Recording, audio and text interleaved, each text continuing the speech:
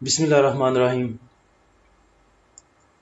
Market की सारी overall situation आपके सामने है। सारी 2 सेशन आज हुए मार्केट के, जुमे से पहले सेशन और जुमे के बाद वाला सेशन। तो जुमे के पहले जो सेशन था वो तो तकरीबन वैसे डाल ही रहा, कोई ऐसा जितनी मार्केट ने मूव भी नहीं दी इंडेक्स ने, और ऐसा वॉल्यूम भी जो है वो इंक्रीज नहीं हुए थे सुबह। तो दूसरा सेशन जो था वो ठीक रहा। तो अगर इंडेक्स की बात करें तो इंडेक्स ने जो अपना हाई बनाया आज वो 46,077 का था, जिधर तकरीबन इंडेक्स ने अपने 320 पॉइंट जो वो गेन किए थे। और जो इंडेक्स ने अपना लो बनाया वो 45,728 का था, जिधर इंडेक्स ने तकरीबन 29 पॉइंट जो है लूज किए थे। और क्लोजिंग जो है वो 46,013 की है, जिधर इंडेक्स ने 256 पॉइंट जो है वो गेन किए हैं, और 256 पॉइंट प्लस पे जो है इंडेक्स ने क्लोजिंग दी है। तो देखा जाए तो 46,000 जो है वो मेन जो है इसकी रेजिस्टेंस थी आज दिन में, और 3-4 दफा जो है वो टेस्ट करने की कोशिश की है इसको इंडेक्स ने, थोड़ा इसके ऊपर गया भी है लेकिन सस्टेन नहीं कर सका, क्योंकि प्रॉफिट टेकिंग जो है वो आ जाती है फिर इंडेक्स में। जब 46,000 से ऊपर इंडेक्स मूव करता है तो तकरीबन प्राइजेज जो है स्टॉक्स की वो ठीक हो जाती हैं। और जैसे आगे सिचुएशन नजर आ रही है वैसे देखें इम्पैक्ट मॉनेटरी पॉलिसी का, और जो पीछे हालात रहे हैं आपके सामने पूरा वीक रहा है, उसे देख के वो लोग यही समझते हैं कि बेहतर है कि जिधर आपको थोड़ा सा प्रॉफिट मिले इसको निकालें, प्रॉफिट टेकिंग करें। तो उस प्रॉफिट टेकिंग की वजह से है जो इंडेक्स अपना थोड़ा जो है वो फिर नीचे की मूव बनाता है। तो ओवरऑल वॉल्यूम की बात करें तो तकरीबन 68 मिलियन के वॉल्यूम जो है वो ट्रेड हुए हैं इसमें। पहले सेशन में वॉल्यूम कम थे, लेकिन दूसरे सेशन में जुम्मे को अगर देखें, जैसे जुम्मे में वॉल्यूम रहते हैं और आप लास्ट पूरा वीक देख लें, तो उस सिनेरियो में देखें, उस चीज को सामने रखें, तो मेरे ख्याल से 68 मिलियन वॉल्यूम ठीक ट्रेड हो गए आज जुम्मे वाले दिन इंडेक्स में। वैसे इससे ज्यादा भी वॉल्यूम जो है वो ट्रेड हो सकते थे, जुम्मे की बात नहीं, लेकिन इंडेक्स जो है वो सस्टेन नहीं कर रहा था 46,000 से ऊपर। तो कुछ वो वजह भी है इंडेक्स की वॉल्यूम ज्यादा ट्रेड ना होने की। बाकी वॉल्यूम देखें तो टॉप एक्टिव स्टॉक में सबसे ऊपर टीपीएलपी है। ये वैसे बाद में आया, दिन में टीपीएलपी कहीं नहीं था नीचे। उसके बाद जो है डब्ल्यूटीएल है, बीएफएल, पीआईए, पीआईएए, पीपीएल, डोल, एनसीपीएल, ओजीडीसी, केओएसएमएफ, डीएफएमएल। तो डोल की आज बोर्ड मीटिंग थी, बोर्ड मीटिंग के बाद भी वो प्रेशर ले गया, वो चले आगे बात करते हैं उसकी। तो बाकी एनसीपीएल में भी जो बोर्ड मीटिंग अनाउंस हुई है उसकी वजह से भी इसमें जो है वो वॉल्यूम आए हैं।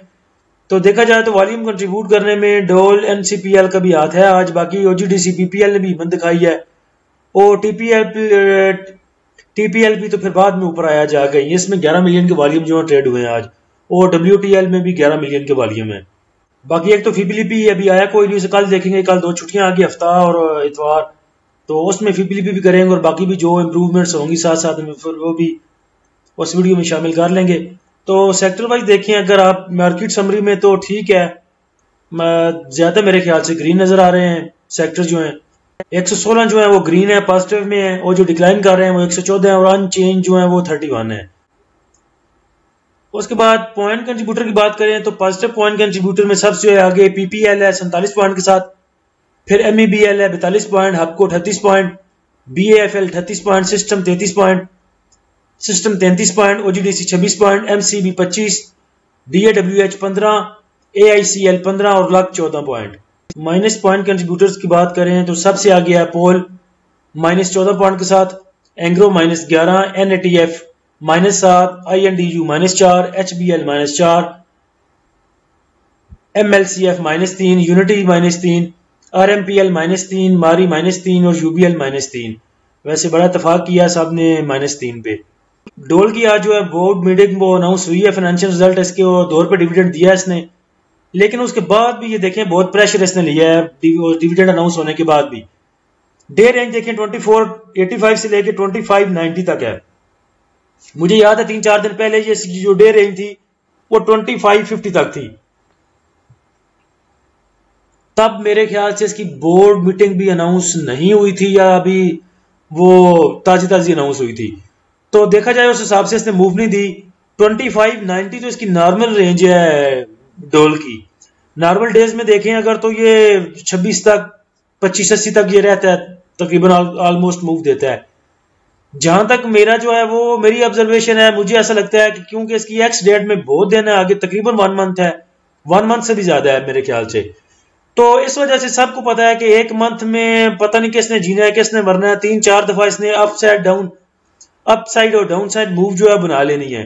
तो मेरे ख्याल से इसमें बाइंग ना आने की वजह भी, बाइंग आई है ठीक है, देखें तो 4 मिलियन के वॉल्यूम, 4.5 मिलियन के वॉल्यूम ट्रेड हुए हैं, लेकिन उस तरफ से मूव इसने नहीं दी रेट्स में। मुझे लगता था कि आज ये कैप कर जाएगा और कैप इसको करना चाहिए था, लेकिन इसकी बोर्ड एक्स डेट दूर होने की वजह से मुझे लग रहा है कि किसी ने इसमें हाथ नहीं डाला।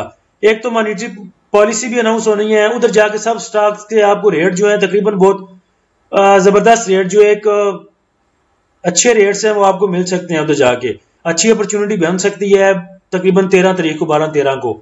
तो मेरे ख्याल से कुछ लोगों ने इसलिए भी इसमें हाथ नहीं डाला कि चले एक्स डेट बहुत दूर है, इसको मॉनिटरी पॉलिसी से पहले ले लेंगे। मेरे पास भी ये था लेकिन मैंने होल्ड करके रखा हुआ है। वैसे अच्छा होता अगर इसको 25.90 पे निकाल देते या 25.85 पे निकाल देते और इसको दोबारा भी 24.95 पे और या 24.85 पे बाय किया जा सकता था, 1 रुपए की गेन ली जा सकती थी इसमें, लेकिन पता नहीं था इस बात का। चले जो हुआ बेहतर हुआ।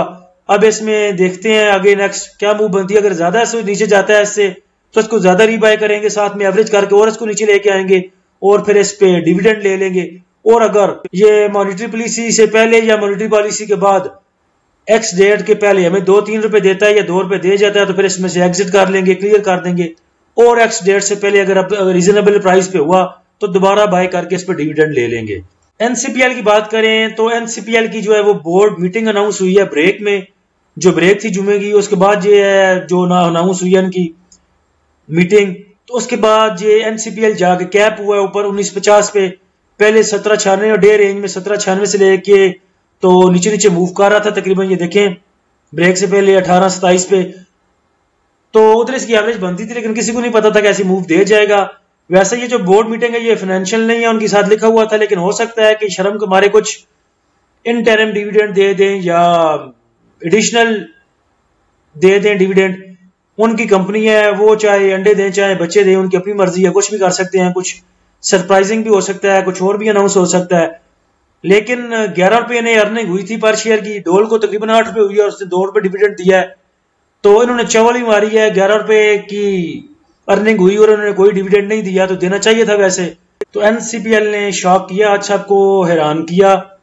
जैसे वो हम पंजाब में रहने वाले अचानक कहीं कराची की बिरयानी खाएं तो अचानक उसमें से आलू निकल आता है, तो पंजाब की बिरयानी में तो आलू नहीं होता। वैसे ही एनसीपीएल में आज ये बोर्ड मीटिंग अनाउंस करके तो बिरयानी से आलू निकाल दिया है। तो उम्मीद है, कुछ भी उम्मीद की जा सकती है, देखते हैं क्या होता है। बोर्ड मीटिंग तक इंतजार करते हैं। 15 को इनकी बोर्ड मीटिंग है, 14 को मॉनिटरी पॉलिसी भी अनाउंस होनी है, तो जुम्मे का दिन बन रहा है, हो सकता है जुम्मे को कुछ अच्छी मूव मिल जाए। अगर मॉनिटरी पॉलिसी अच्छी आती है या कम आती है तो कम इंटरेस्ट रेट जो है बढ़ता है, तो वैसे इतना खास इंपैक्ट नहीं है ना। ज्यादा भी बढ़ेगा तो क्या हो जाएगा, 3-4 दिन रेंज बाउंड रहेगी मार्केट और उसके बाद देखी जाएगी। तो बाकी फिर कल परसों इंशाल्लाह करेंगे बाकी की वीडियोस में। अल्लाह हम सबका हामी नासिर हो, इजाजत दीजिए, अल्लाह हाफिज।